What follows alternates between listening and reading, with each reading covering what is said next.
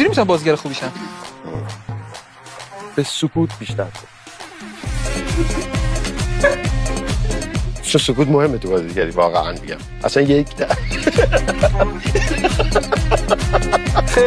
خیلی شیک بهم گفت زرمن نه بذار اصلا مصاحبه رو در سکوت کامل انجام بدیم.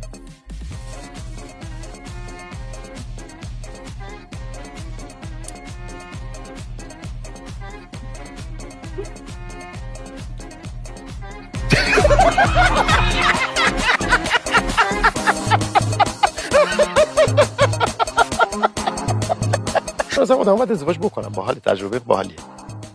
از کجا میدونی؟ چون نمیدونم به نظرم تجربه کنی بد نیست. بچه دار دوست نداری چی؟ چرا الان دیگه نمیتونم ولی تجربه بچه دارم دوست داشتم بشم. الان فکر کنم بچه دارم میشم. سوال نپرسم بهتره. چی؟ واسه گفتم چرا نمیتونی و گفتم چرا ازت سوال.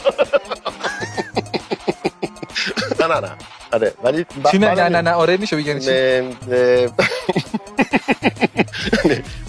خوب نیست بگم نه اون